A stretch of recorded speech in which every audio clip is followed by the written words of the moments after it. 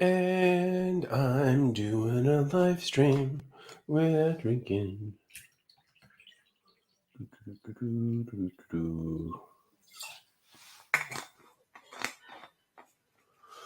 Okie dokie. Oh. Still not completely well. Gonna put some orange peel in my soda water. Nice. Long bit. Spritz some oils maybe. Let's try it out. I don't know. Dropping Z in. Wait and see if anyone joins. I didn't even stream last night. A bit much pith on it. Gonna take the pith. Taking the pith. Alright. Some orange peel. Hey Celtic King, how are you doing? And hello Hannah, how are you doing?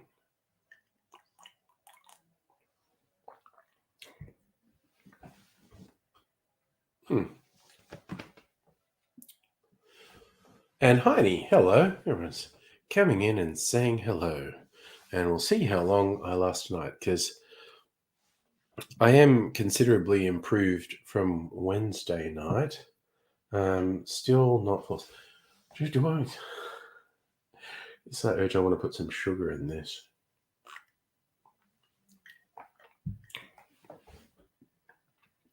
No, probably doesn't need it. Oh, I'm sorry that it hit you so hard, Hannah. This is my second time, and even milder than the first time. Probably the worst I felt was Wednesday. I was very tired. Hi, Luke, by the way. Honey, got to do some adulting. Okay, this is not going to be like a big, long party stream. There's no way I have the stamina for that. And I'm not drinking alcohol because I think my body needs all its faculties functioning to keep this wretched dis-ease. I just realized I hadn't plugged my cable in, so it's going off Wi-Fi, which is probably okay. But I'll just plug my Ethernet cable in. Celtic, Mrs. Angry's COVID's like a day or two behind mine, so she's not great. Although, because she works for the health department, she was actually prescribed antivirals, which she says are working, because I think she takes them like twice a day, once in the morning, once at night, like 12 hours apart. And she says in the hours leading up to a dose,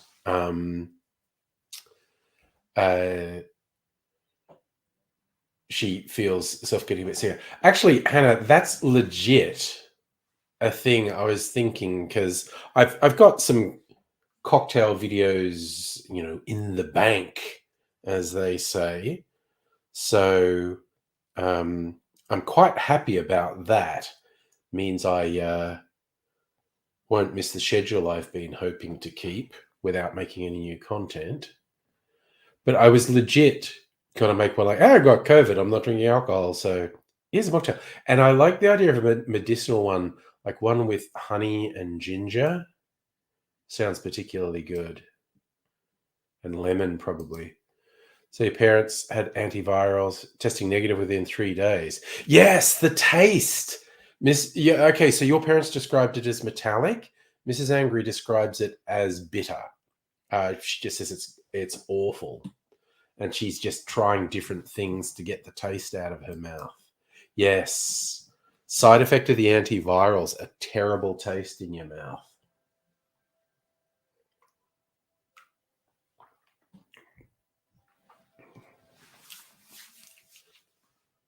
Hmm.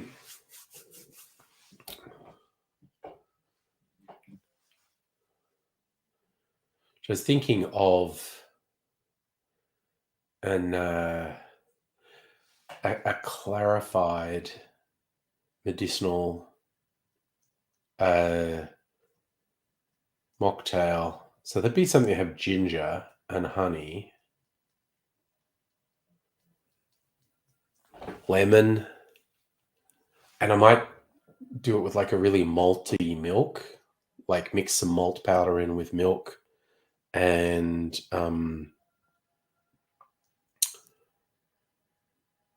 so then have a clarified. Be like a there's a cocktail called penicillin that traditionally has scotch and ginger and honey in it.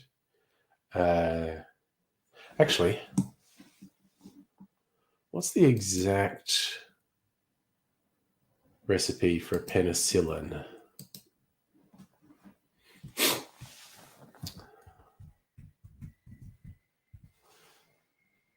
Penicillin cocktail. Okay. Base recipe for penicillin. It is lemon juice. So yeah, I could do oh, smoky. I got to put something smoky in it. I wonder if we have a smoky tea, maybe. So it's going to have lemon, honey, ginger, and maybe a touch of something smoky. Yes, I'm sure PD doesn't believe in COVID.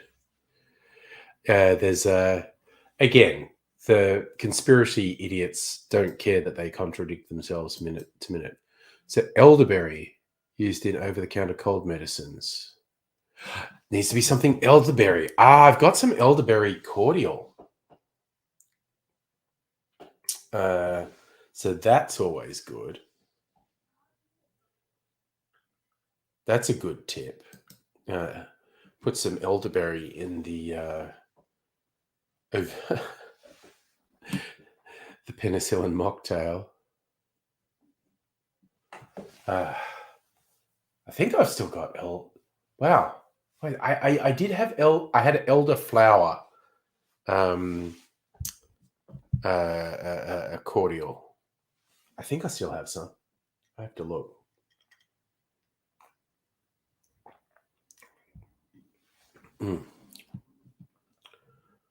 I'm liking these soda waters that just have a tiny flavor in them, which is very weird because I never would have thought that I would like that. But I've developed a taste for them. So I might do the mocktail tomorrow. I'm not really together to do it because I like the idea of doing a clarified one. So it might be tea, particularly if Mrs. Angry just has a shit ton of teas out there.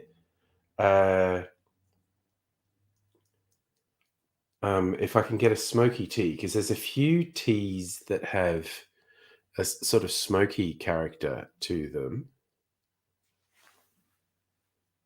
and those other medicinal elements, and then clarify it.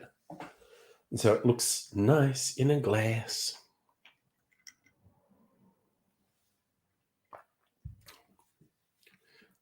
Sorry. All right. Sorry, I realized I only. Why is Miss angry at me? Yeah. I feel bad about it. Like I should have done a COVID test earlier, but it was just weird because I'd had trouble sleeping the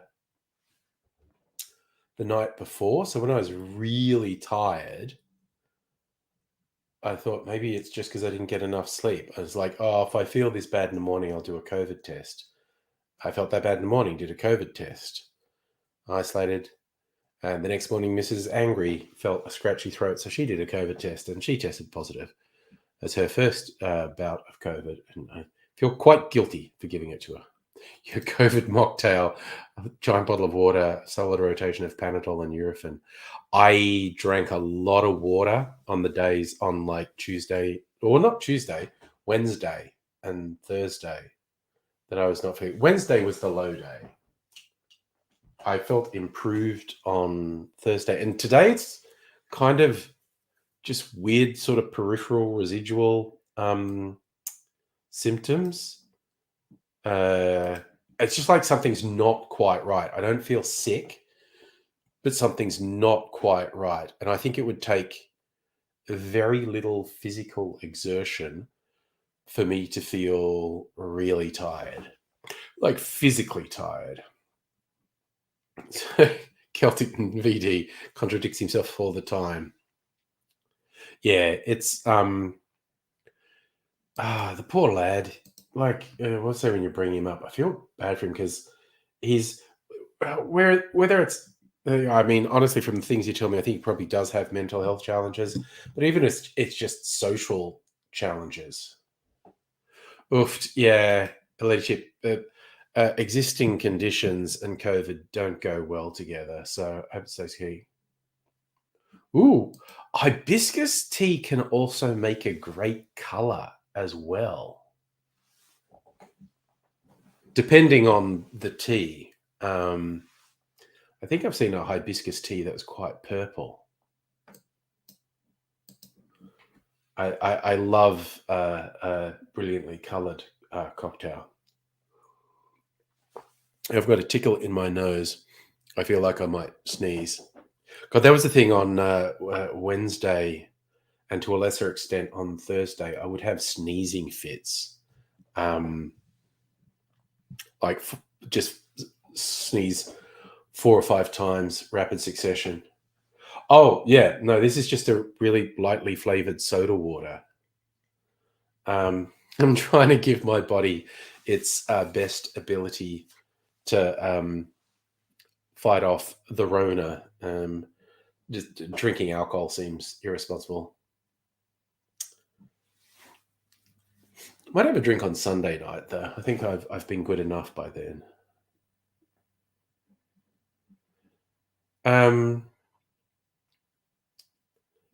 Yeah, Celtic, you may well have a delusional disorder. I mean, so many of the irregulars here are on the spectrum. Being on the spectrum doesn't excuse being a dick, but if you don't have the proper support, it can manifest with behavioral issues.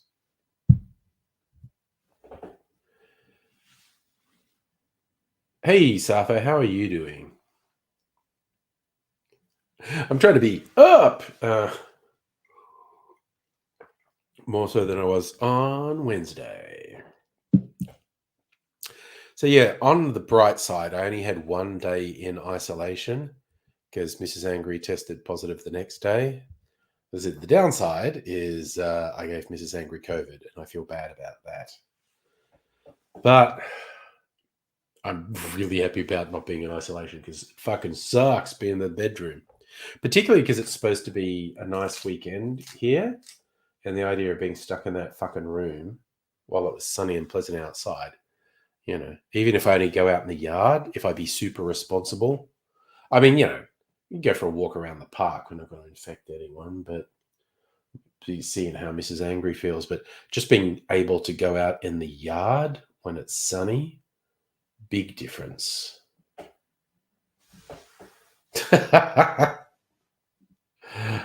Safa, cleanest man alive. Just got out of the shower. Yes, well, as I was saying, Safa, I only had to do 1 day in isolation because I did it too late. I should have done it a day earlier. But Mrs. Angry got COVID. We're the only ones in the house, so I don't have to isolate. Well, I'm being polite and isolating from the outdoor world. It's just out of politeness. I don't think any shit's enforced these days. But, I try to be a vaguely decent human. Okay, there's a little bit paranoid, Safa. You didn't go out in your yard lockdown because COVID travels in the air. That's more than a tad paranoid. Although there was a little meme from the early days of the pandemic, which I found hilarious. Someone saying, like, oh, we're all trying to find some brightness in the world. My neighbor's blowing bubbles and they're floating along in the air. Little glistening balls of fucking plague breath. What the fuck is he thinking? I'm going to become patient zero. It's like The Walking Dead. I'm going to spread it to everyone. Celtic. Well, my first round, I got off young Mr. Angry. He probably got it from where he was working. He gave it to me, but then we both isolated, and young Ms. Angry and Mrs. Angry were in the house, and they never got it because we isolated effectively. It took one day too long this time.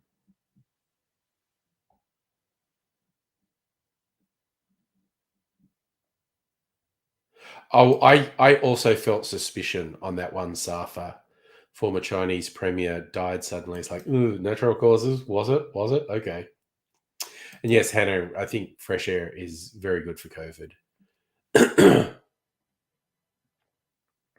Yes, I'm committing to Halloween this year.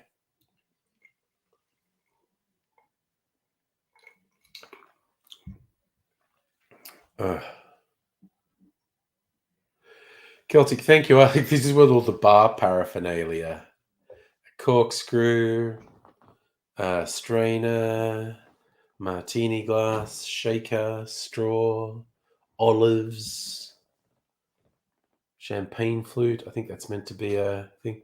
What's on this one? Champagne flute, I think. You isolated in a double-story house. Yeah, I think you went too far missing the outside air. I think that's completely unnecessary, and I would go so far as to say counterproductive. But anyway. Ooh, a menthol cocktail. Call it Vapor Up. I'd have to think of what I have that I could make a menthol flavor. Weirdly, I could make an alcoholic menthol cocktail really easily. I know exactly what I would use. Fernet Branca, but we're talking about making a mocktail, so I can't do that. Oh God, a ladyship, your hospital gown, fake blood. Ugh. Yeah.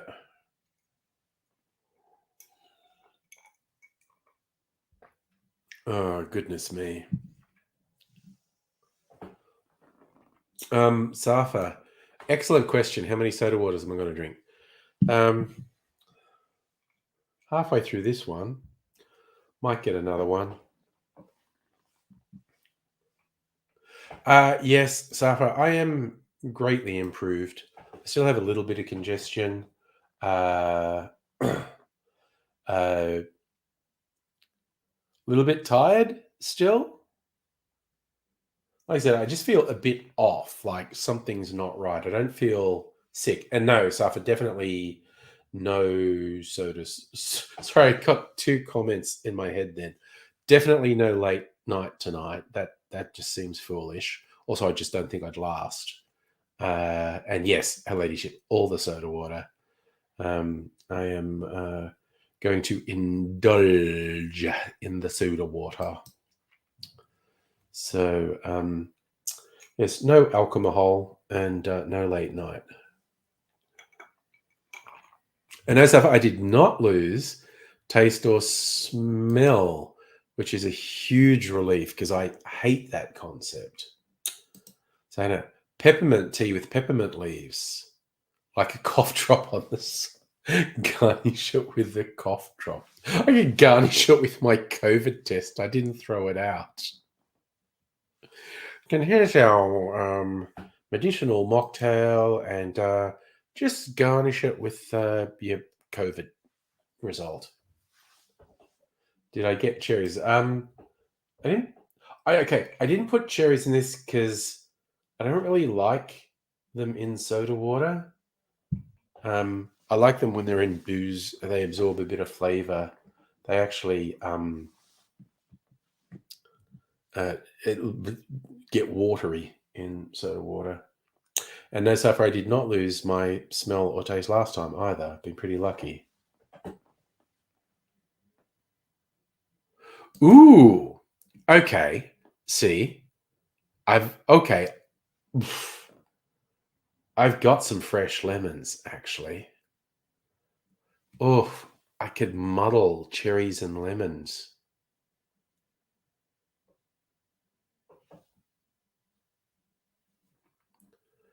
Do you mean like plain old lemonade like Schweppes? Because I freaking love that.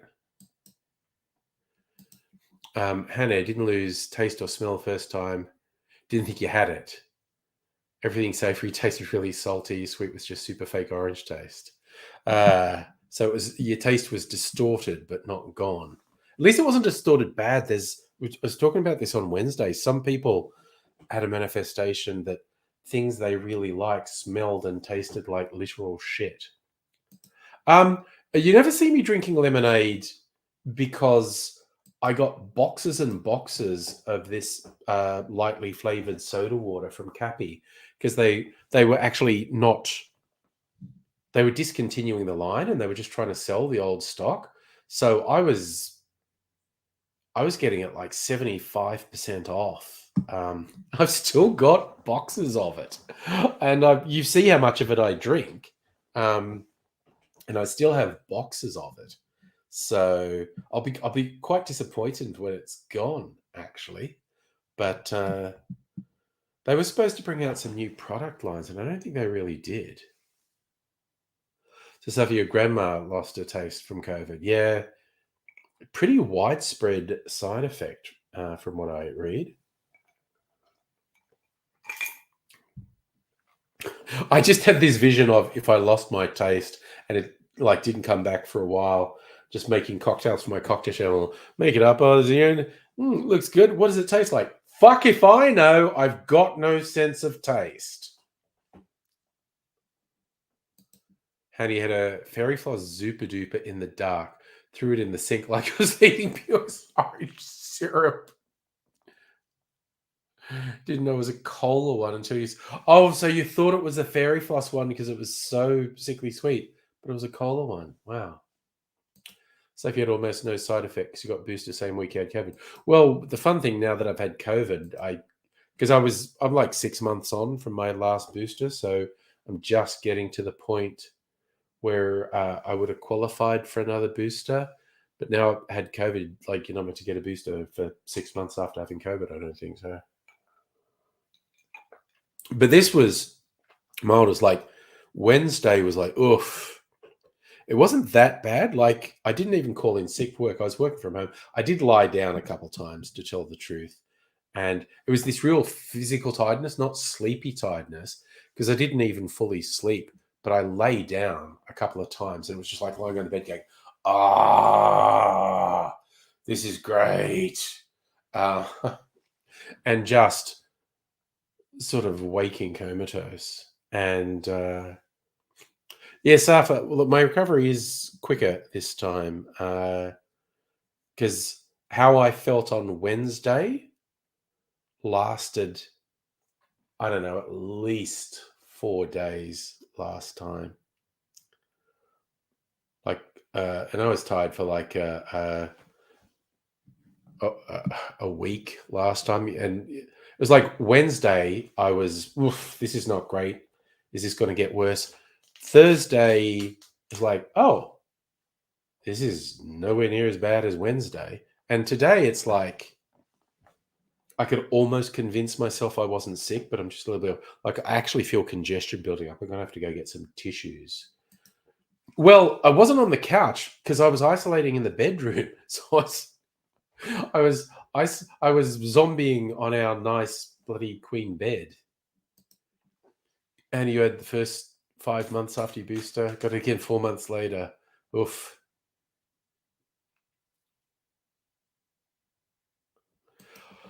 I had some Panadol. I didn't get bad headaches, and I didn't get a bad fever, but I got slight headaches, and slight fevers. I had Panadol once or twice, and I'm not doing another COVID test, Safa, because there's no fucking rules anymore.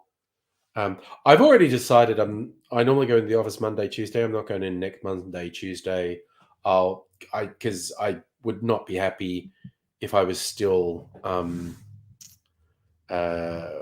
contagious and gave it to someone. So I'll give it another week away. I'll still be working, but I'll work from home. I'll just let everyone know, like, nah, still, it's still too high risk, and I'd feel bad if I gave it to anyone. So I'm not going to go in the office. Yeah, no, Hannah, people don't fucking care. Oh, you interacted with them and they said they had COVID. That's so fucking shit. Safa, my 5 days is Sunday.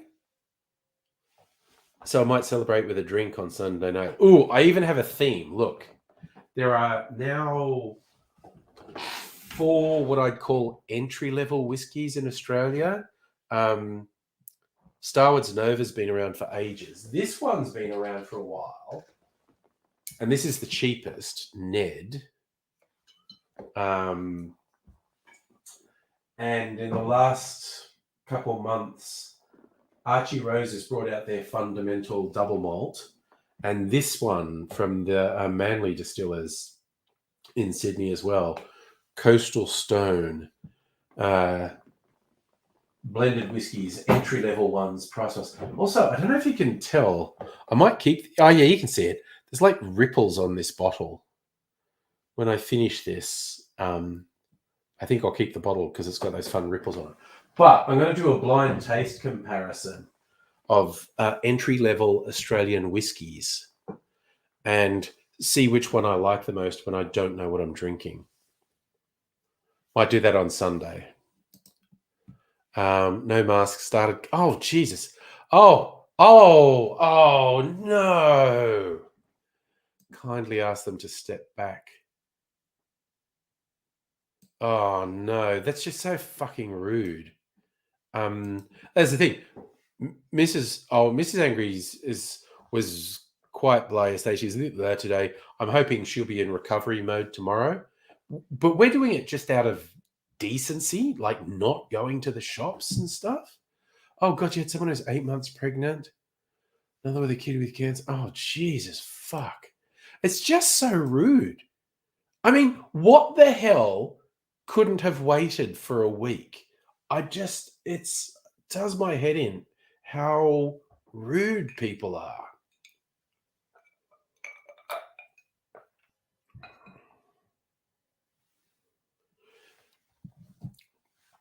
Like, there's no rules. I could go to the supermarket. I could go out on the town or whatever. People probably wouldn't even notice. I mean, Mrs. Angry's too just lethargic. Like, she's not super sick. She just feels quite lethargic, which is how I felt on Wednesday. But I could go out and people wouldn't even know I had COVID. I can still feel some symptoms, and I wouldn't get in trouble from it. But it's just fucking rude. And you don't know what someone else's situation is, if their health's compromised or if they're with someone whose health's compromised. It's just fucking rude. Oh, Safa, people around the world, everywhere, always have been dicks. And hoping post-COVID. Yeah. Like, I will still wear a mask in like a supermarket or in public transport and see like 1 or 2 other people doing it. It didn't catch on. I have an N95 mask too, so, it's all right. But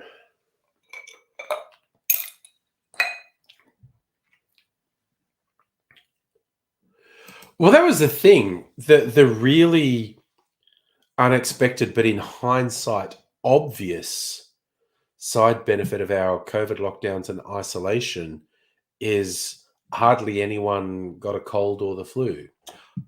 Oh, Dr. Abigail, that seems absent-minded. You got home but didn't bring your gallbladder with you. That smacks of irresponsibility. So you're at the airport, maybe 6 people and 5 outside. Oh, man, if I was at an airport, I'd have a mask. Oh, my God. Definitely. So, yeah. And I'm just here recovering from COVID. I had be part of like this 3-hour online workshop today, and the guy running it sort of apologized if he got vague because he had COVID, but he's soldiering on. And I just straight into the chat like, "Yay, COVID buddies!" Her ladyship, I agree, honestly. Ooh, you had it changed out for some titanium clips. Technically a cyborg. Well, there you go. Upgrades. Can't argue. Well, you can argue with anything, but why would you? The crazy lady lives in the woods away from people. Baba Yaga, you want to get a hut that's on chicken legs and he's bigger on the inside than the outside. There's a lot to be said for being a recluse.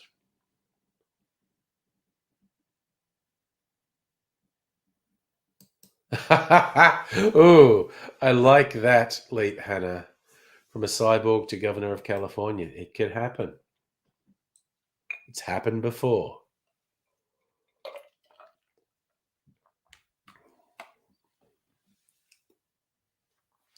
Well, I always thought the eating kids was optional. I mean, I'm sure there are vegetarian witches. Sure, there are some witches that don't eat children. But yeah, I think when you choose to be a recluse or a creature of mystery, a semi-cryptid in the woods, you get to make your own rules. Eating kids optional, and you want to bring the old practice hermits. Yes, that's a real thing. Professional hermits would live in a rich person's garden and act crazy as entertainment for guests. That was a real job. Awesome. Just a career with boundless prospects. For me, anyway. Look at it. It's only 8:30 and I've drunk all my soda water. Might go get some more. Maybe leaves the chickens in charge. You'd fuck up and think you. But again, if you behaved like a hermit crab, that would entertain the rich people too, I think. I just got the song Common People in my head. Entertain the rich people just by being weird and poor. See, there you go, ladyship. You're on board with that as a career too. Nog, how you going, man? Good to see you. I might have to. Well, actually, I might multitask. Excuse myself. I feel like I need to blow my nose. I forgot to bring tissues in here. Maybe I need to go and blow my nose and get some more soda water. Oh yeah, that's. I feel like you just get to freeform with being a professional hermit for a rich person. Flower hats, dancing in a circle. Personally, I'd like to roll around in some mud and nothing else, and just run around pseudo naked, gibbering at the rich people. Abuse myself from yeah. See, cuss at their gnomes, accuse them of stealing grapes. See, I feel like you've got all the qualifications for the job. When I open up Stream for Angry Bunch. Oh, I think I've heard that story. But well, okay, I might go out and get some more soda water and some tissues, and I feel like Dr. Abigail wants to join, and we'll do that. People who spend too much money. Yes, they really do. Like, and in the modern world, there are whole industries dedicated to just giving rich people something to spend their money on. Watches that cost tens of thousands of dollars, outfits that cost tens of thousands of dollars, art for millions of dollars, yachts for tens to hundreds of millions of dollars. Oh, see, honestly, Her Ladyship, you would excel at that job. Clinging to windows saying you want light like you're a moth. You've got all the moves. All right, you know what? I might even... I won't put the banner up because I'm not making a video, but I might put chickens in charge. Go and get a couple things. All right, what are we doing? Come on, get your shit together. Chickens. There we go. There we go. That's pretty good. You going to stay there? All right. I'm just going to go get some more soda water.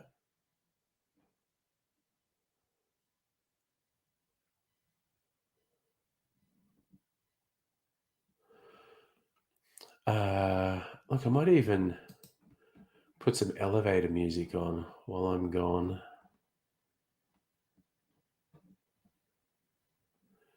Feeding the ducks. I have no idea why this music is feeding the ducks, but I'm going to leave the chickens in charge. I'll be gone for a minute or so because I've got to do a couple things. Get soda water, some ice, tissues. But I will be back.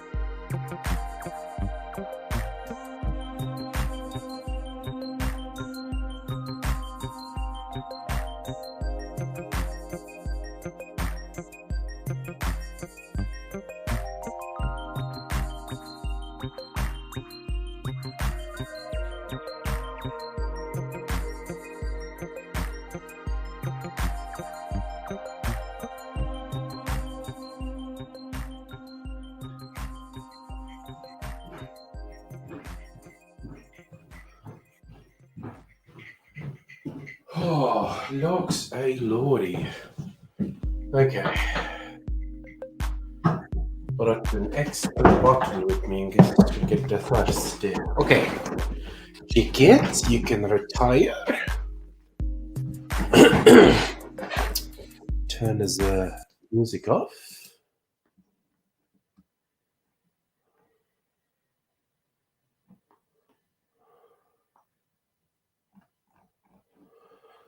Oh. I see we're talking anything about rich people and fines. Like, yeah, that's why there's some European countries where the fine for things is a percentage of the person's income. So rich people can be fined the equivalent of more than $1 million for like speeding, because of course you go, well, they've got to feel it. Dr. John Smith, hello.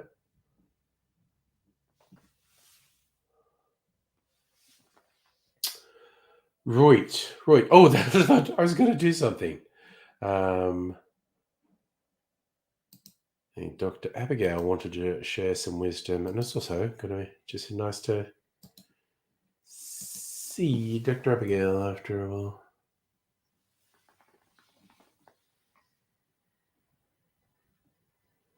Yeah, honestly, her ladyship, I can't argue with that.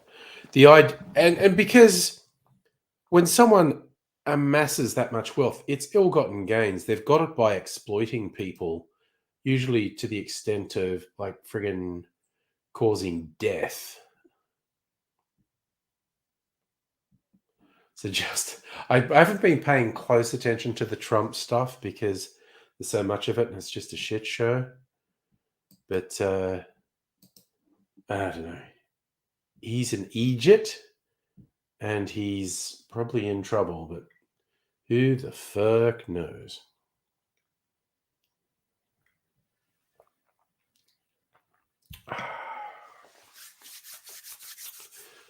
Oh, yeah. Oh, big question. How long will it last? Even if I'm still pumping along, I'm not going to go past 10 o'clock tonight, just because that seems stupid, because my body's fighting off a nasty virus, and I should give it a good chance to do that.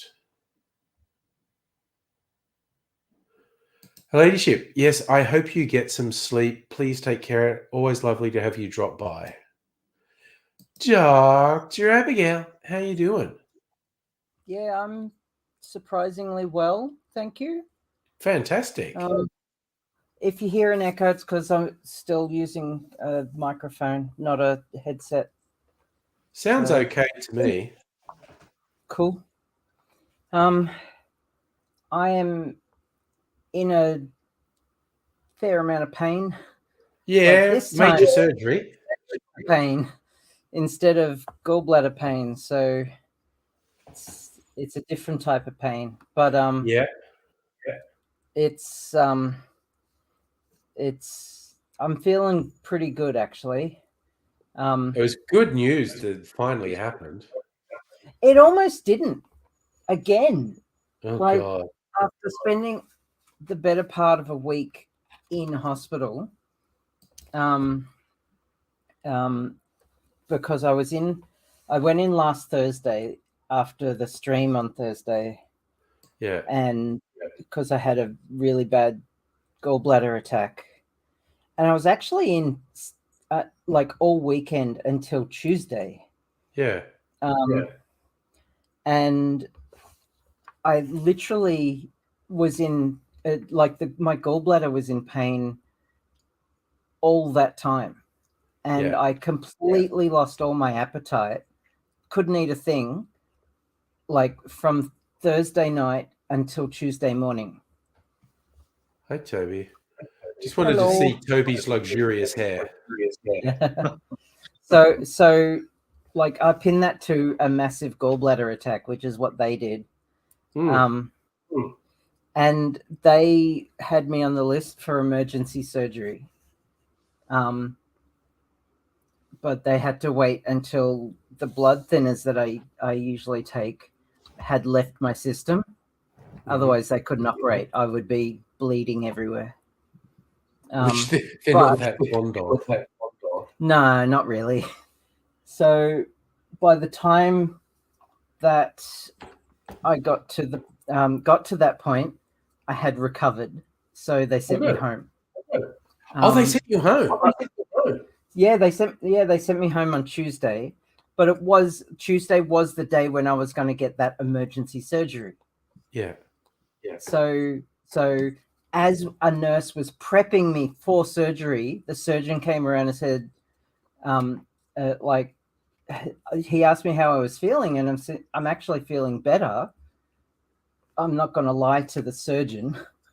And he said, we'll let you go home. And instead of getting emergency surgery, we'll put you on the elective list, which basically guarantees you a spot, whereas the emergency list doesn't. That's weird. That's how they do things. So they put me on the Thursday elective list, which was yesterday. Let me go home for a couple of days, which was good because I really wanted to go home. Yeah. Oh, hang on. Yep. Oh, that really hurts. Oh. And like my cats just were all over me. It was great. They missed me. So I rock up on Thursday. They told me to be there at 11. The admitting nurse said I was first in line.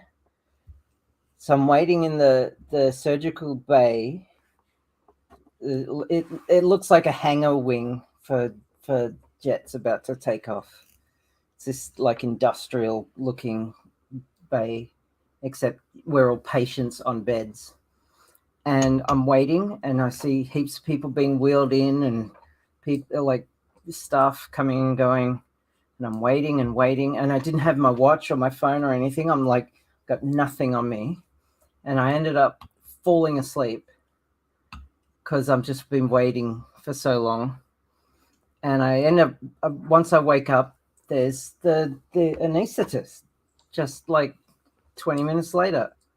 And I asked him what time it was, and it was like 3:30 in the afternoon. I'd been there for 4 hours. Oh, wow. And I almost got cancelled. My spot almost got cancelled for the day. And I just, like, fucking hell. Like, what the fuck was going on?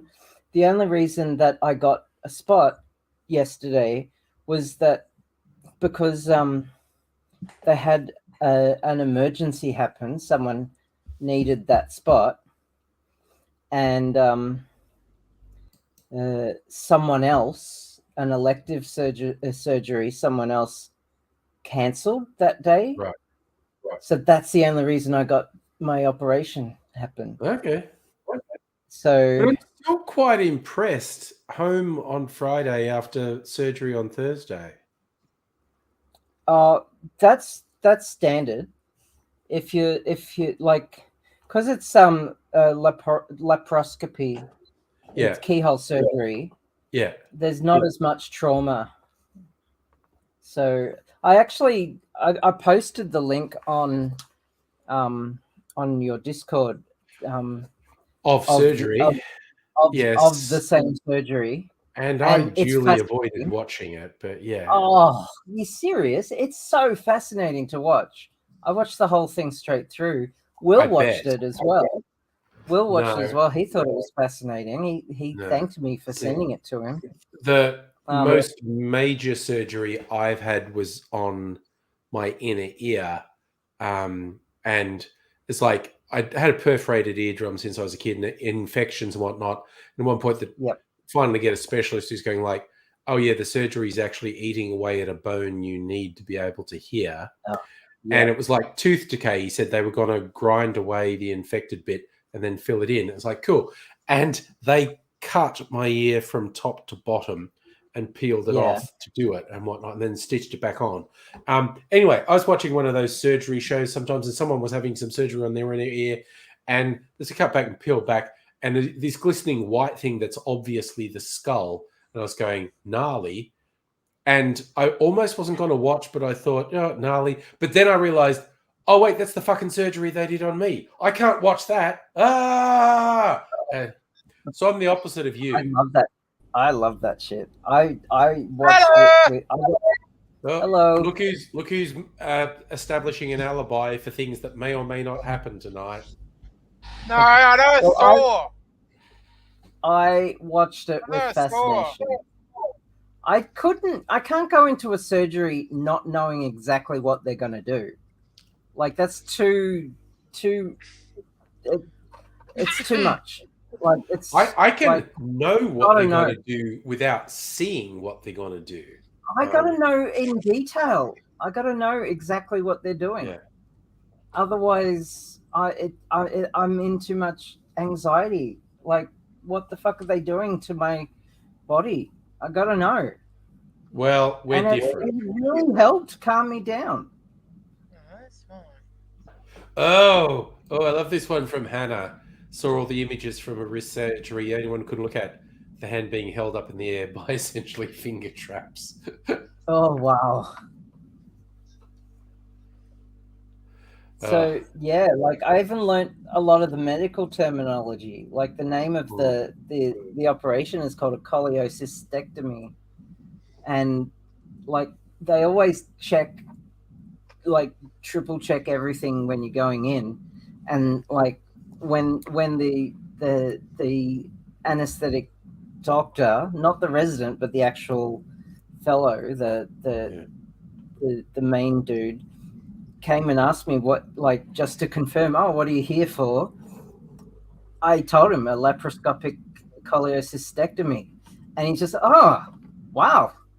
He usually people say, oh, I'm getting my gallbladder out, but I looked up the term, and when the surgeon asked me that, she had the gall to say, oh, say it in your own words. I'm like, those are my own words. Yeah, I said them. They came out of my mouth. Yeah, I know what that means. Oh, Pat's had a hospital stay this week too. Oh, yeah. What were you in for? What's that? And if the answer isn't the jelly cups, I don't know what is, because those things fucking rock. I feel like you're trying to show me a scar or something there, Pat. I'm not sure. No, the doctor to fix the get a round in there. Get a Had to cut something out of you. Yep, bad. Well, they're good at that. Just removing bits. Yep. So I've got 4 puncture holes in my abdomen at the moment. Okay. Well, they've been stitched up, but yeah, one of them's 10 mils. Was for a 10 mil laparoscope, and the others are smaller. They were only 5 mil. Okay. Just auxiliary holes, but And now go back to go with that.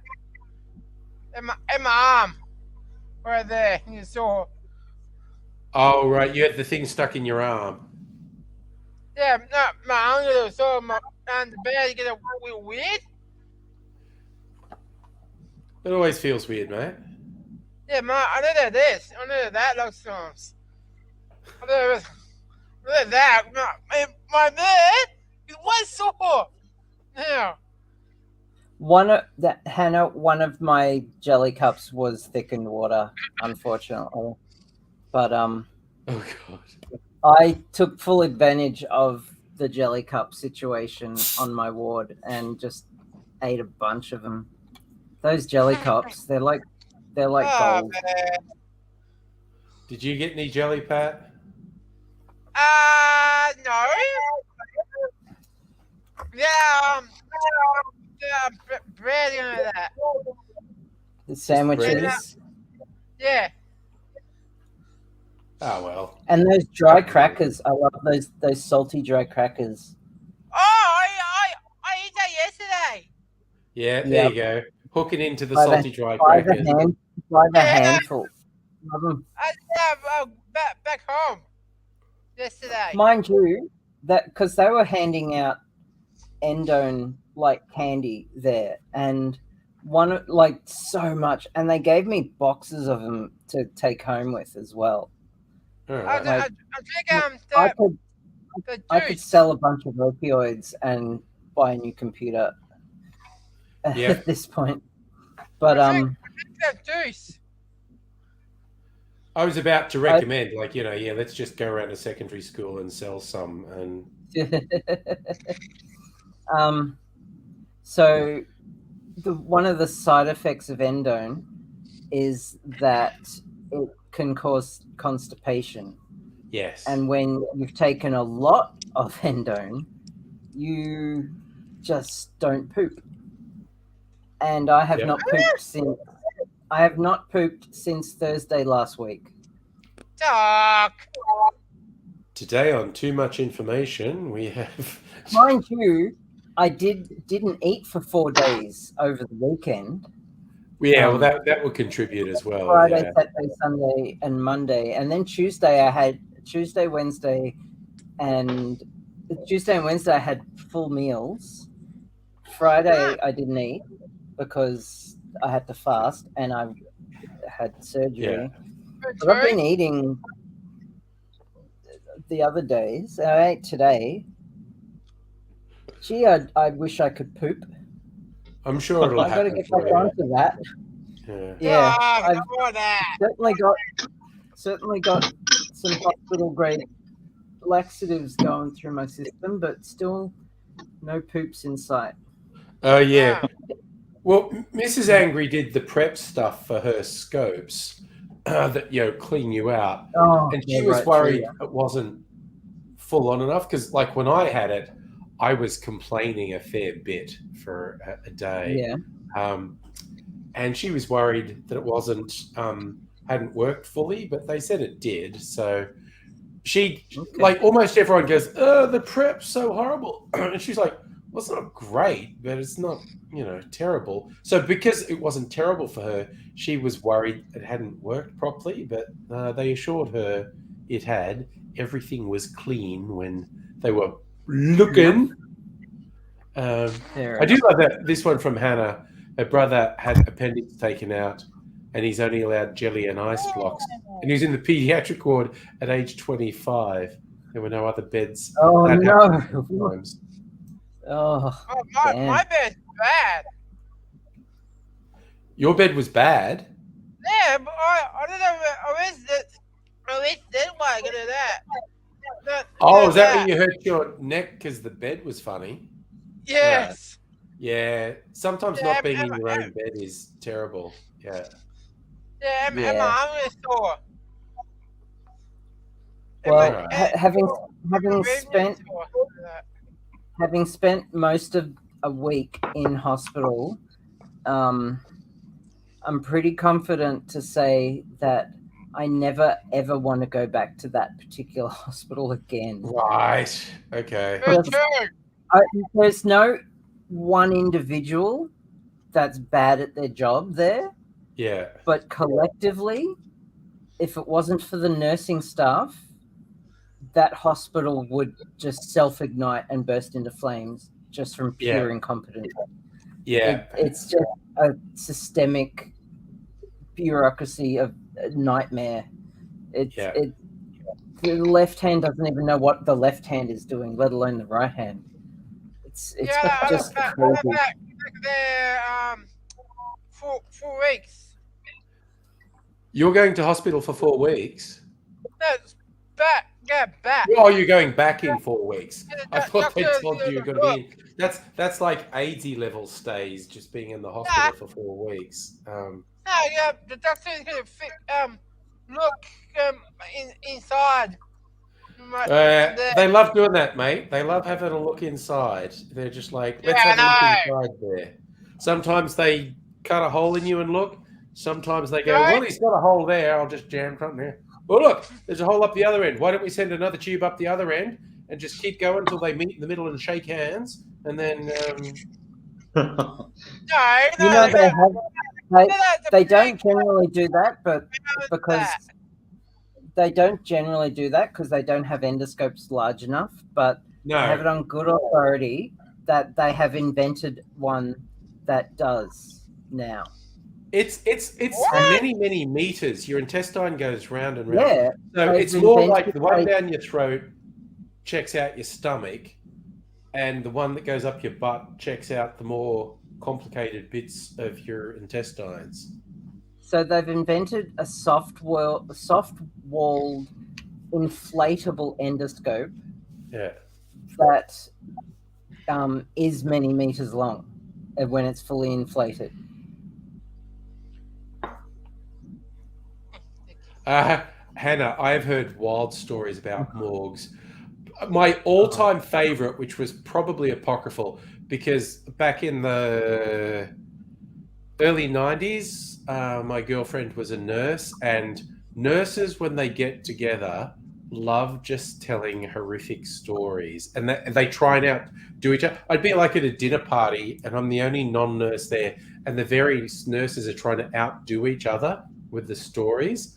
And my favorite, probably apocryphal, but because it was a bit of folklore, there's the hospital in Glebe in Sydney, inner Sydney, and it's on both sides of the road, and there are tunnels under the road so they can move patients and whatnot to different buildings without having to be in the open air. But also, the morgue is underground.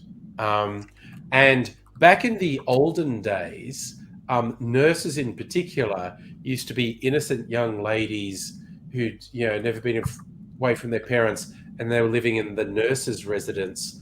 And so the trainee doctors were always trying to play pranks and get on with the trainee nurses. And the story goes one time, because everyone has to see a dead body for the first time. There's always a first time when you're working in medicine, seeing and handling and dealing with a dead body. And so these like first year nurses are being taken down to the morgue, and it's underground. It's in this dark. This is factual. It's underground. It's in this at the end of this dark, creepy corridor, and they're being taken down there to see body. They pull the tray out. There's a body on the, and one of the wacky, and there's like they do autopsies there, so all the scalpels and all the tools are there. And one of these wacky young trainee doctors thought, as a prank on the nurses, he's lying under the sheet, and when the nurses are standing there, and the guy's going, "You're going to look at the body," and then they go, "Ah!" and he suddenly lurched up under the sheet and went, "Blah!" And the story goes, one of the nurses freaked out and grabbed his scalpel and stabbed him about 20 times. Fuck it out. Which I think okay. is probably not true, but it could be, and it's a pretty funny story. Yeah, okay. Oh yeah. What? Get a bit big news. Big news. My sister's son. Yeah. Get a bit frozen now. Sorry, your sister's son's doing what? Get him my girlfriend. Now. Getting married. Yeah, get a Friday. Nice. That is big news. Okay. Yeah, I saw that on my Facebook. Oh look at him. All right. Oh, the boys. You probably think he's just a kid, yeah? No, yeah, now he's 22 now. 22, but I bet you think he's just a little kid. Yeah. Yeah. Now it's a big boy. Big man. Ooh, big boy. I love that, Hannah. The Morgan Royal Brisbane's above the kitchen. there's a few lines to be had there. The first time I saw a dead body was one that had been freshly unalive. Yeah. I've only once got run over by a train. Yeah, I've once seen a recently dead body killed by trauma. That was on St Kilda Road. A guy had been hit by a taxi, and Oh yeah. That gave me all sorts of weird thoughts because I was literally just thinking, like, he's just out there. Is a better than even chance someone's expecting him to come home, and he ain't, because he foolishly jaywalked on St Kilda Road at night. I saw my mom. Yeah, no, I've seen dead people that were presented like pre-funerals and whatnot. Yeah. I've also had a stroll through the underground tunnel under the Monash University medical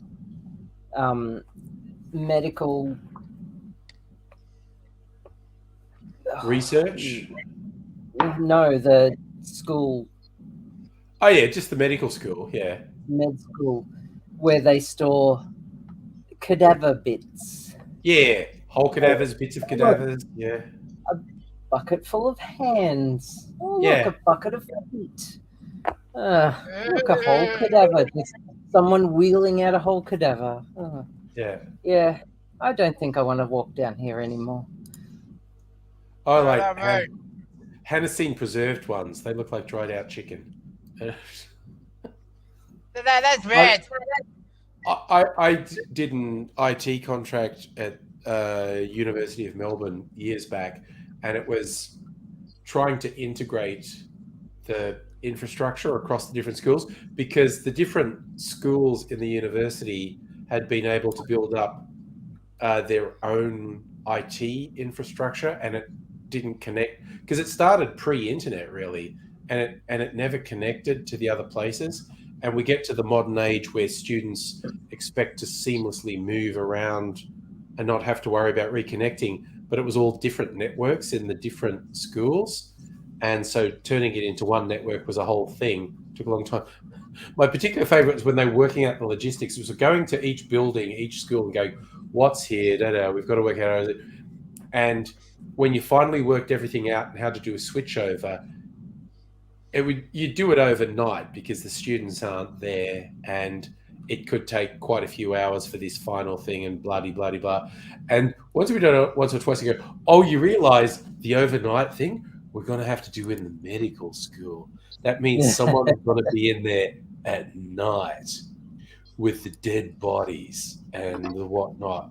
And we're like, bag's not me. But then someone went, oh, you think that's bad? Someone's going to have to be at night in the wing that they don't talk about, which is where the monkeys that they're doing experiments are in cages.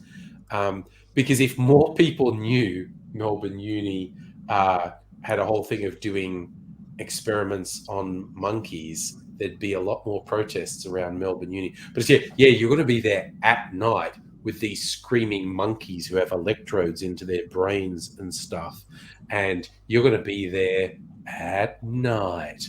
And it's going to be so fucking creepy. We're all just wigging each other out at which would be the worst place to be really late at night. But Melbourne Uni's got some pretty creepy buildings, honestly. Old Gothic buildings and, dead bodies, medical experiment monkeys, who knows? No, Safa, here's the thing. You thought when I was saying that I meant 90s. No, it was 10 years ago. It was basically they'd gone on way too long without the university network being one integrated network. And because students literally expect to just wander around with their devices seamlessly staying connected as they move about, but they actually had to disconnect and reconnect each time they crossed a boundary into another one of the networks, and they weren't going up to it.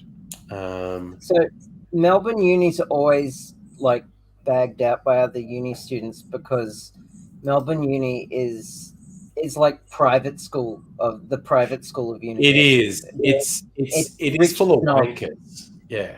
Full of rich wankers and the largest young liberals presence in most universities. I also remember one of the jobs I had were going to all the weird peripheral buildings, because Melbourne Uni covers so much space and there's so many buildings, and having to go to weird peripheral buildings and going, are you connected to the network? What hardware do you have here? And some people are going like, no, we're not connected to the network. We bloody want to be. And I was like, yeah, I don't care. That's not my problem. And I was going, and one of them was the sexual health clinic. And it's really funny. It's like, I applaud anyone who goes to a sexual health clinic to get advice. But I went in there and there was this white guy with dreads, and I was like, yeah, you should be in here. I hope they fucking hose you down before they even touch you. What the fuck? And then I was going like, oh, I'm saying a really negative thing, but also it's a white guy with dreads. Fuck this guy. Fair. Man, what a boy.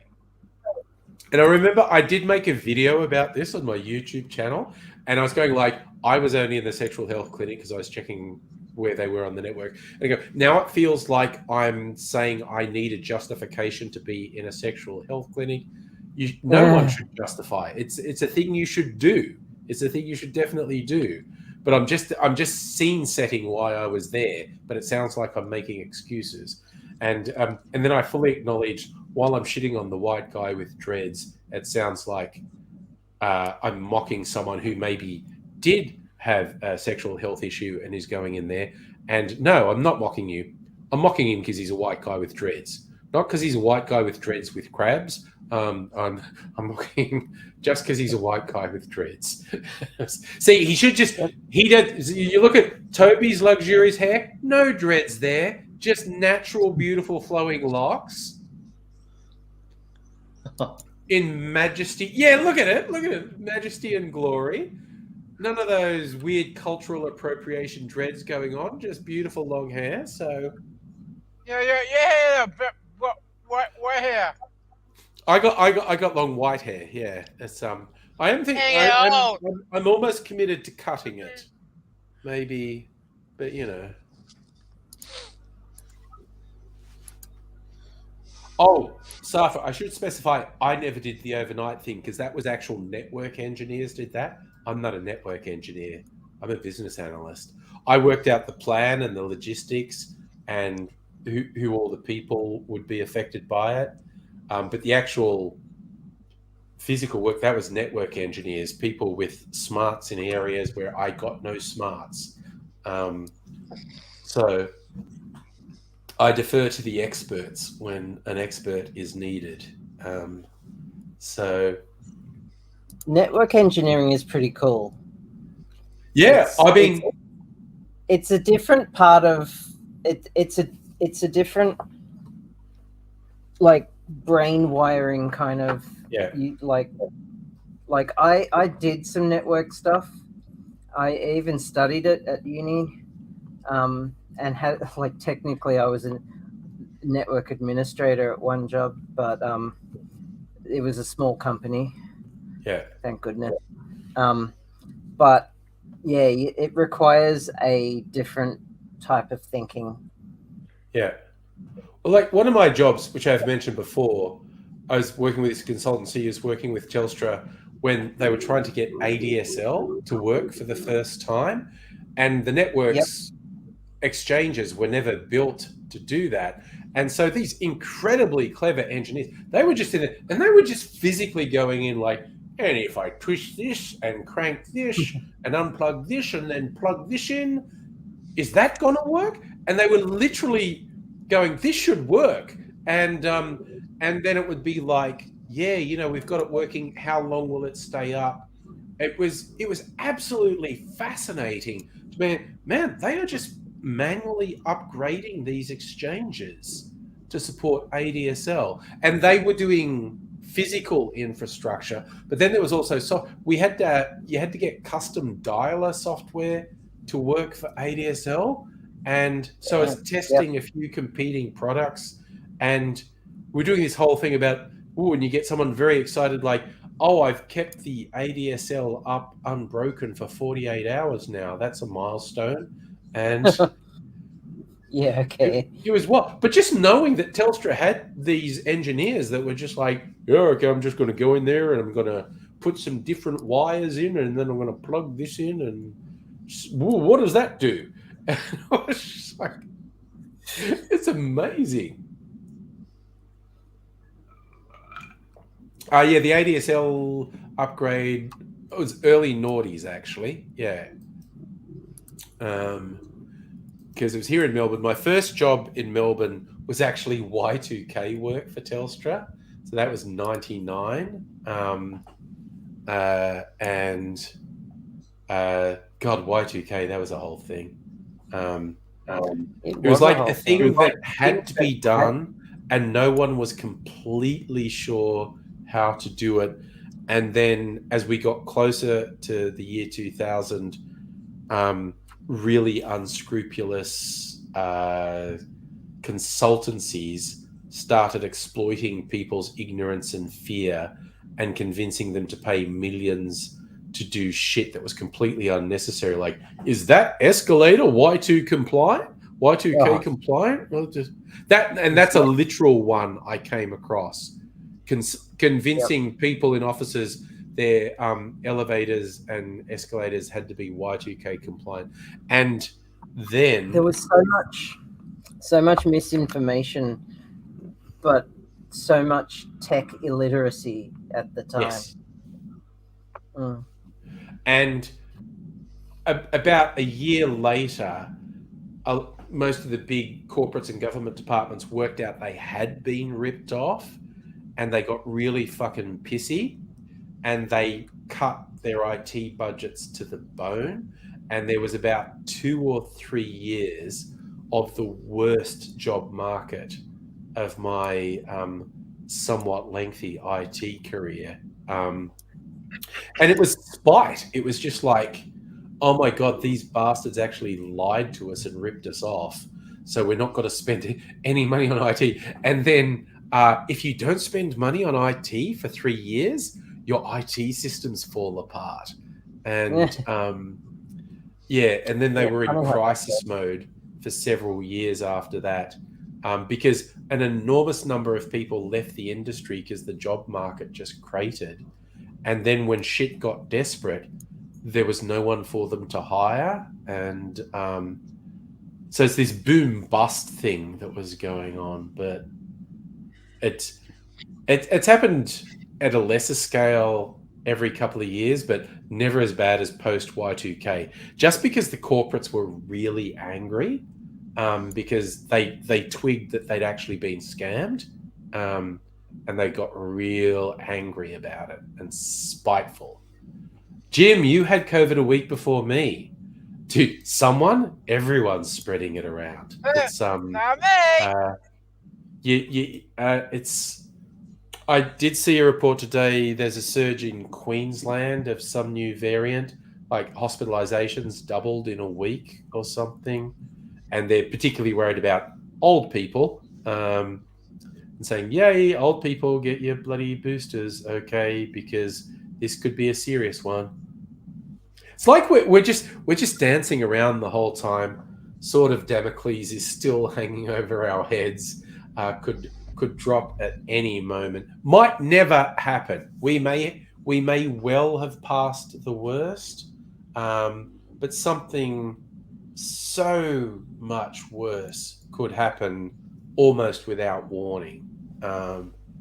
And I really despair because of the stupidity that happened during COVID with the deniers and whatnot, and the way they're rewriting history. And even some mainstream politicians and media are rewriting history and suggesting the restrictions weren't necessary and whatnot. And we basically, you can compare areas that had different levels of restrictions and whatnot. The vaccines and the restrictions definitely saved millions, probably tens of millions, if not more, lives. But you've got these freaks who are rewriting history, and it was never a thing and you never needed to do it. I deeply dread another pandemic, whether it's a flu-related one or something else. I just think these fucking idiots have convinced themselves that COVID was fake, and they will aggressively reject any controls, and it'll be catastrophic. But then again, I'm a worst case scenario kind of guy. That's my day job. Cybersecurity and disaster recovery. I'm Mr. Worst Case Scenario. I get it all, man. So I was like, I actually did a presentation on AI and the security risks it presents, like with a thing with like an all staff thing. And my original script, when I sort of did a dry run to the boss about the actual risks, and I'm like, there's no Skynet, there's no super intelligent thing that's going to be smarter than us. The current field of AI research is completely incapable of producing that. It's a lie, it's hype. But the real problem is people using these tools maliciously. And I cited what is my actual nightmare scenario that I think is plausible within 2 years, and I'm probably being conservative. And that's like, because I've been on Twitch, I've seen live streams, and it was a fake debate between Trump and Biden, and the video was quite janky and obviously fake. The voices were actually pretty good, but what was happening is these avatars were reacting in real time to the text chat, and they were answering stuff from the text chat in quite plausible ways. And it was comedic because they were swearing all the time as well. Trump and Biden were just swearing at each other. So you're watching this, and it's clearly, obviously fake. But the rate of improvement of these types of software, and also these AI chatbots, are getting better. There are some, I think you have to pay for them currently, but there are some that can respond to audio, like you can talk to them and they'll respond in real time in plausible sounding ways. And I thought, okay, combine that with a text scam that was around a year or so ago that proved to be incredibly effective. It was the, hey dad, I dropped my phone in the toilet, this is my new number. That scam got heaps of people, and that was just text. So combine that with advances in this AI video, you get a video call of someone you know who responds to you in coherent, realistic ways in real time when you talk to them. How the fuck do you defend against that? Just like a little video on your phone, and it looks like your family member, and it responds in realistic ways in real time when you talk to it. What the fuck do you do when that happens? And my thing was, and I'm sorry if that scares you, but I literally don't have an answer. I don't know how we deal with that. And the boss said, you cannot freak people out like that. And I went, isn't that what I'm meant to do? To tell them that this is bad? And the boss is just like, no, don't be freaking people out. And I'm like, okay, I'll tone it down, whatever. What? But that is a risk. It is, in my mind, a real, genuine, inevitable risk. And when I say within 2 years, I'm being conservative. The rate of improvement on these image and video generation tools blows my fucking mind. Yeah, absolutely. Some people are getting scammed by them now. But people get scammed by texts that, like my favorite one when she said, you know, it's your child, and the parent texts back, but which one? And it says your favorite. And just people get sucked in so easily So when something just horribly plausible comes on, Yeah. But just the fake video. the fake video stuff is trippy. But again, Yep. pre-recorded deep fakes and whatnot, they're already incredibly disconcerting.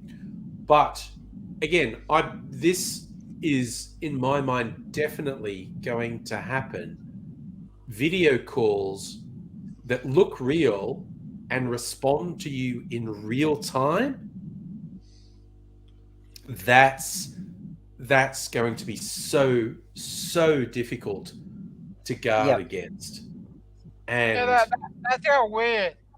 it is, dude. It's so That's weird. It's so weird.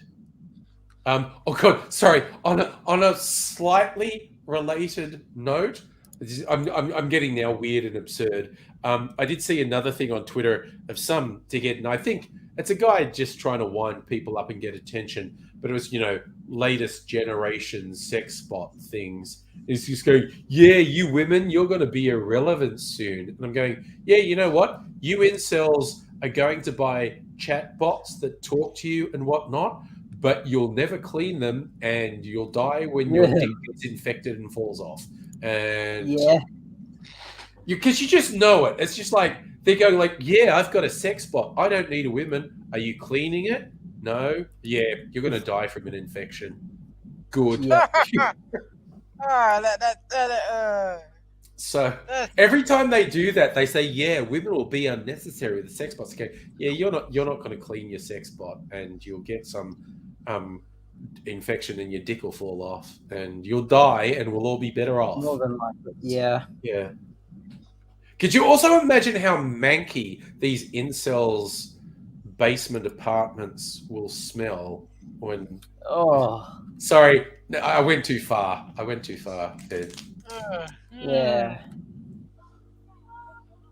Justin, that's an and that is right. Banks being forced to reimburse scam victims. Banks will not take proper steps to stop scams until they are legally liable for them.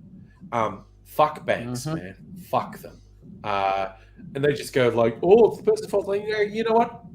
Fuck you. You all need to agree that you'll reverse things when someone's been scammed, because your systems aren't stopping the scams. Yeah, Safa, I scared Toby right off. He's just like, no, I'm not. What do I? Safa, we can't shut down AI. And again, AI's not the problem. People are the problem. Dishonest and malevolent people are the problem. And everyone go, the undermining of democracy and blah, blah, blah. Look, the Spanish-American War over 100 years ago was started from a deliberate lie propagated by the media. People don't need modern technology to be swayed by politicians to do terrible and awful things. People have always been swayed. Talk to Jewish people. They've been at the receiving end of pogroms for a millennia, just because people said, you know what I heard? They're murdering babies. Oh, let's kill them all. We don't need modern technology for people to do and believe horrible things. You just have to say to someone, you know that person you don't like, they kill babies. Yeah, they fucking do. Let's kill all of them.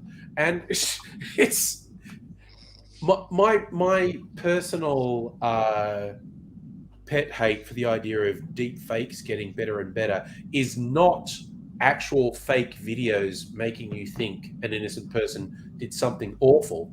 It's when you get incontrovertible evidence of an awful person doing something awful, they go, that's a deep fake. And you go, yeah, deep fakes are everywhere. I think awful people are just going to get more brazen with the awful things they do, because they just go deep. I mean, how much mileage did Trump get just by parroting the phrase fake news? Yeah. And it's just like, fuck.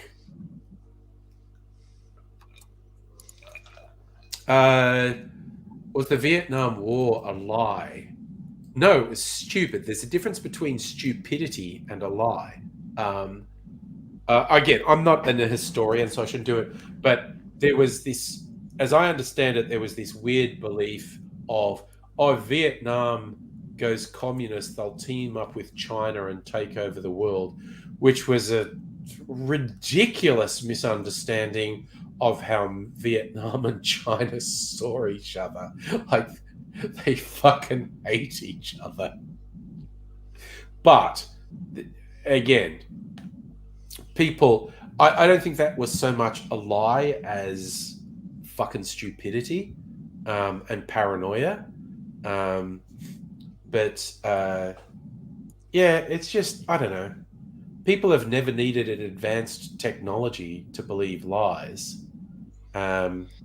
It's more of a challenge for rational people when you start see things that are incredibly difficult to deny because they seem very real. But, you know, I'm priding myself on being rational, but there'd probably countless examples in my life of where I've been convinced to believe something that's completely false, partly because the source was someone I expected to be truthful and the story fit into my worldview. So I just went, yeah. And it's one of the toughest things to guard against. When you hear something that fits into your worldview in either a positive or a negative way, you have a tendency to just go, well, yeah, I always knew that. Of course that's true. And it's often a warning sign when you get any sort of media reporting, whether that be traditional media or social media, and it fits exactly into your worldview, either in a positive or negative ways. Like, yes, they say the person did the good thing. I believe in the good thing. That's true. Or they say the person did the bad thing. I think they are a bad person that does the bad thing. It's definitely true. And I know I've fallen into that. I try to guard against it. But some people just get upset when you point out you're just going for something that conforms to what you already thought. And it's just kind of, even just jokingly, like, I like meme pages and fucking over people. And I used to be in some group on Facebook that was just all dunking on Ben Shapiro because he deserves to be dunked on because he's a fucking idiot. But they would share stuff that was just obviously fake and just, God, Ben Shapiro is so stupid. And I went, that's not real. That's obviously not real. And then you get people saying, oh, I don't care. It's just like, he says things that's not real, so I'll say things that's not real about him. Okay, how does that make you better than him? He does so much that you can just factually go, well, he's a fucking idiot. So when you think he looks stupid when you promote an obvious falsehood as the truth, he doesn't look stupid. You look stupid. And you then undermine ripping on him for the things that he should be ripped on because you've previously said stuff that was obviously not true. And people got super angry at me. You know, on one level, I wanted to block this person, but, you know, I do have quite generous man boobs. And if you're getting sexually excited by them, I'm not one to stand in your way. So, you know. Can't make me laugh. Oh, sorry. That door. causes you genuine pain. Okay. Oh. G'day, gay. Okay, Justin, I get the joke here. A deep fake of Trump being reasonable would turn off his supporters. I get the joke. Recently, like with the outbreak of violence between Gaza and Israel, Trump actually made these statements where because he was upset at Netanyahu because Netanyahu was basically on the record as not liking Trump. And so he basically was saying stuff, Hamas was smart and Netanyahu and the Israel authorities were stupid. And I thought, remember when Trump said the thing about I could shoot someone in Fifth Avenue and I'd just be more popular? In American politics, that's the equivalent of shooting someone on Fifth Avenue.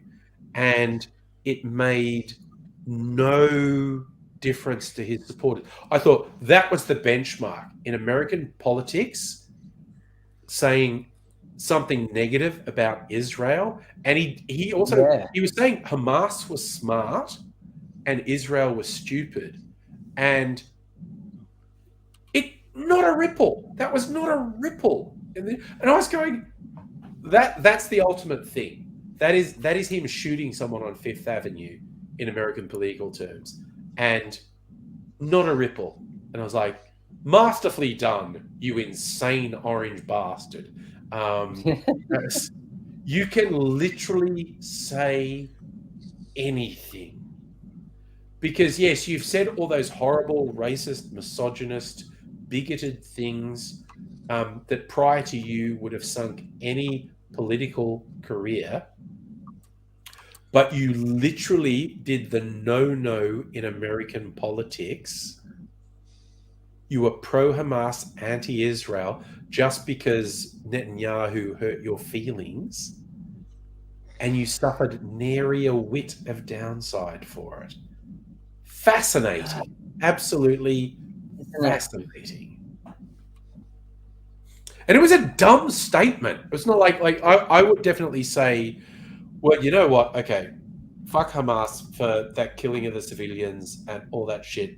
But you know what? None of this happens without the actions of the far-right apartheid state of Israel under Netanyahu. It just doesn't. But Trump's statements were just stupid and childish.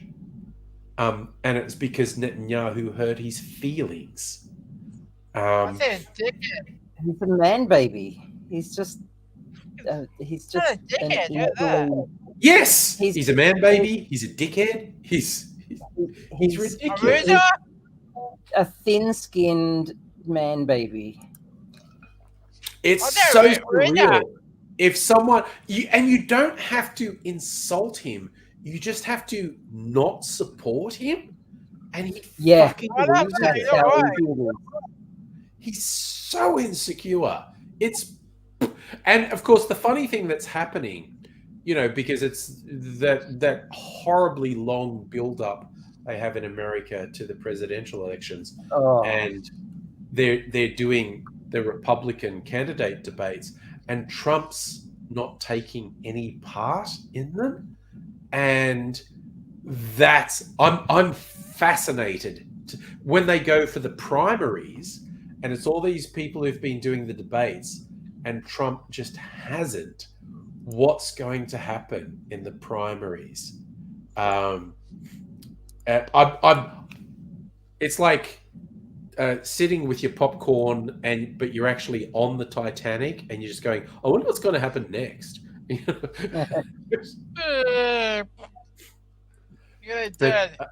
It's just fascinating because it's all unprecedented. It's insane.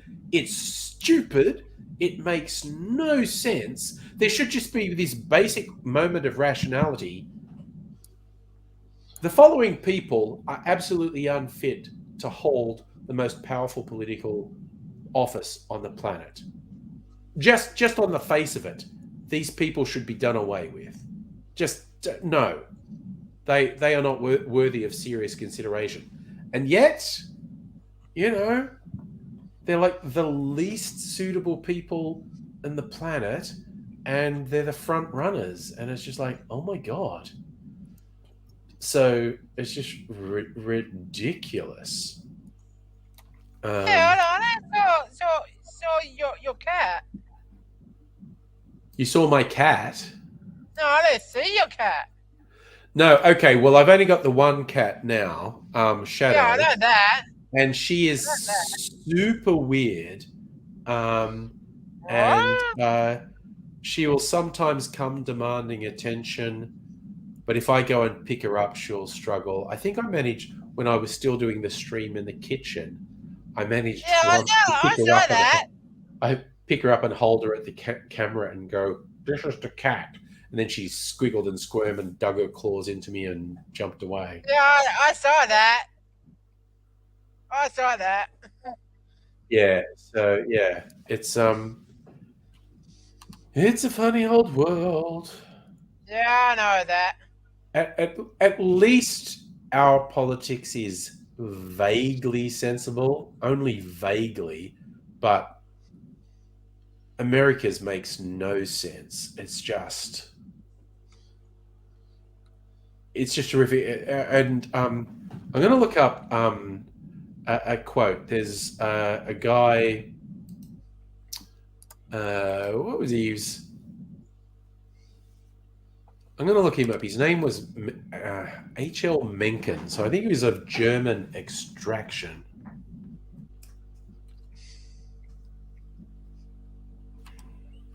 He was okay. They're calling him a journalist and essayists. He was also a critic, an arts critic, and he's very quotable. Oh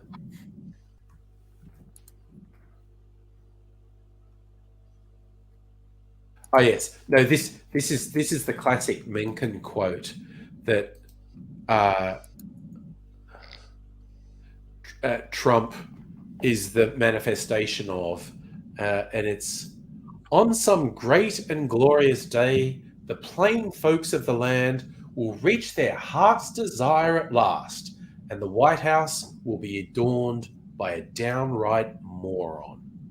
And over the years, people have said, "Oh yeah, it's Nixon, or it's Bush," but then we hit Trump, like who makes Bush look good by comparison. So Trump, and this is probably a controversial opinion. Yeah. But Trump isn't an idiot. He's actually quite smart. He knows what he's doing. He's just completely self-absorbed and narcissistic and has like the ego of a 3-year-old. But he's very manipulative and he knows what he's doing. Like I think this depends away so much more than he should. I think this depends on your definition of stupid, because I agree with basically what you're saying. He's incredibly deliberate in what he does, and he's cunning and he's malicious and he's manipulative. He's not smart. Yeah. He is not intelligent. He is quite profoundly ignorant, but he is so devoid of conscience and any concept of what we might call decency. Yes. He is willing to do and say anything to advance his own goals. Yeah, so he doesn't have empathy. That's clear. Yes. He doesn't have any empathy for other people. He is a malignant narcissist. Yeah. And that blinds him to a lot of information that he could be using. Yeah. To help himself. And I think that's what you're probably getting at, if I'm reading that correctly. Yeah. So like he is very cunning. Yeah. And he knows how to play, and he's ruthless. Yeah. So when I say he's quite smart, I don't mean like the same smart that you or I have. Like there's different types of intelligence, and he has his brand of intelligence he uses quite well. He's just like a ruthless rat cunning, and Yeah, he's shamelessly abusive and manipulative. Yeah. But he's not insightful. He doesn't No, have and- a breadth of knowledge. And that's No, what I mean. and- It depends how you're defining stupid Yeah, and intelligent, because I don't Exactly. believe that's a fixed definition. Oh, hang on. I got a phone call. Yeah. It also kind of reminds me of the Hollywood Hello. stereotype of criminal mastermind. There aren't criminal masterminds. I mean, there's probably a couple in the world, but Yeah, I know too. the overwhelming majority of criminals who get anywhere aren't criminal masterminds. They're just ruthless. They're just brutal and willing to do things that regular people aren't willing to do, which gets them what they want. It's not smart. It's not mastermind stuff. In fact, most criminals are fucking stupid because they do things that will fuck up their whole lives. But we've got this weird Hollywood stereotype of a criminal mastermind that's just not real. Successful criminals generally aren't successful because they're smart. They're successful because they're ruthless, and they will do whatever it takes to get what they want. And they will just do things that other people aren't prepared to do. So yeah. And yes, Safi, you summed it up. Trump's a manipulator, and manipulators have hissy fits when they don't get what they want. And Trump has the emotional maturity of a 5-year-old who hasn't been fed, just prone to petulance and outbursts and whining. But yeah, he just has this ruthless rat cunning where he will exploit any awful thing that exists to advance his own agenda. He's just a terrible person. It's like, oh yes, best thing, his mummy hair. If you ever wanted an explanation for Trump's ridiculous hair, find a picture of his mother that she had the same hair. That's the most Freudian thing I have ever seen. The first time I saw a picture of Trump's mother with this ridiculous wispy bleach blonde hair and the swim, and I was like, oh, that's where his hair goes. Oh my God, that's so Oedipal. It's just like, oh my God, that explains so much.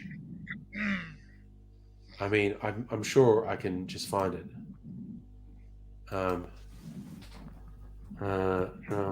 Mother hair. Yep. Okay. It used to be hard to find, but now it's easy to find.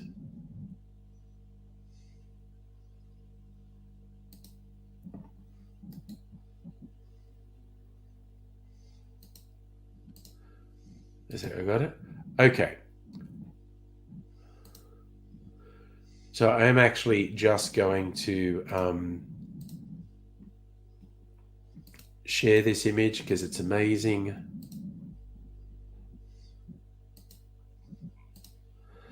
That one image says so much. Yeah. That's Donald Trump's mother. I feel like that tells you everything. And I mean everything. It's like, okay, I now understand. I've seen that. What is that? That's oh no, I'm traumatizing Pat. I'm traumatizing Pat with the picture. That answers everything to me. It's just like, oh, now I understand. Okay. It's like the old joke about, if you had a time machine, would you go back and kill baby Hitler?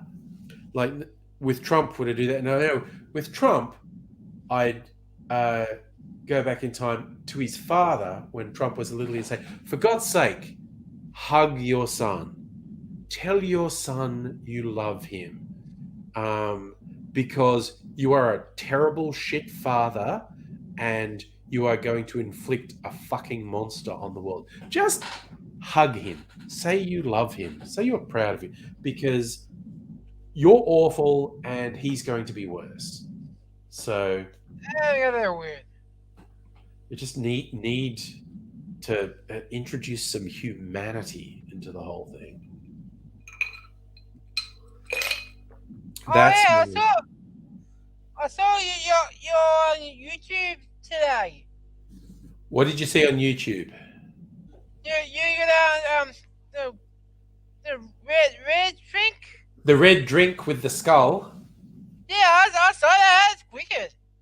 Yeah, it's fun. I love the clear ice skulls. I made some more of them. I'm thinking of doing one, and there'll be no words, but it'd be like the clear ice skull in a glass, and I just pour a red drink over it in super slow motion, so it just kind of splashes over the skull and plays spooky music. Yeah, I saw This is that. a short Halloween video, just like the skull with the red splashing on it and spooky music playing. Yeah, I saw that today. Yeah, well, I'm gonna do one that's I'm not even me talking. It's just the skull with the red drink and spooky music. Oh. Halloween stuff. I made one version of it which I like, but then I made more of the ice skulls, and I think they look better. And I don't know, I might shoot another video tomorrow. We'll see. Oh. See how motivated I am. No, I don't know. Rest my arm over that. You got to rest your arm? Yeah. Yeah. I got to go to bed, I think. You got to rest your arm. I've just about used up as much energy as I have this evening. Oh, I don't know why you're sick. Yeah, COVID makes me tired. I'm not real sick. A little bit tired though. Yeah, I saw you on Wednesday. Yeah, and that was just Yeah. because I was isolating in my bedroom because at that point I was the only one who had COVID. But then my partner, Mrs. Angry, got COVID on Thursday from me. Unfortunately, yeah, I gave her COVID.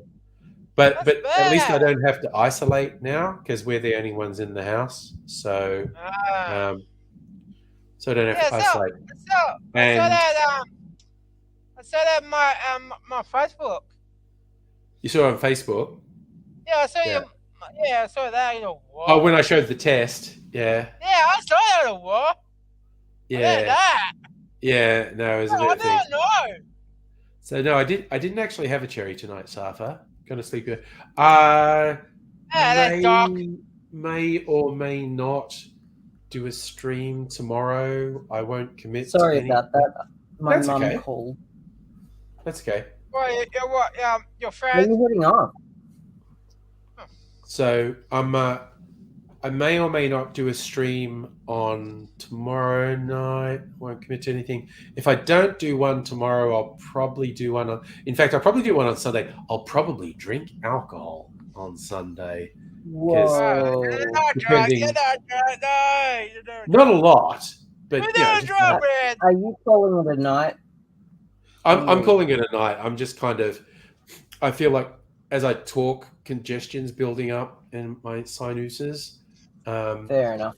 So Well, you're recovering from COVID, so it's yeah, done well to go yeah. this far. And I just don't want to overdo it. It's the same reason I'm not drinking alcohol, because I think my body needs all its strength, and I'm not going to run myself into the ground doing a live stream because I think my body needs time to do the repairs. So may or may not do a stream tomorrow night, but if I don't do one tomorrow, I probably will on Sunday. probably do my whiskey tasting comparison. I want to do. Cool. But Cool. My best to Mrs. Angry. Yep, I will. I'm hoping You do. today was her lowest day and she improves tomorrow, because her day today was my Wednesday. Wednesday was my sort of most blah day. That's a bad day. Before you go, I received today. I got this Kickstarter in the mail just in Ooh. time.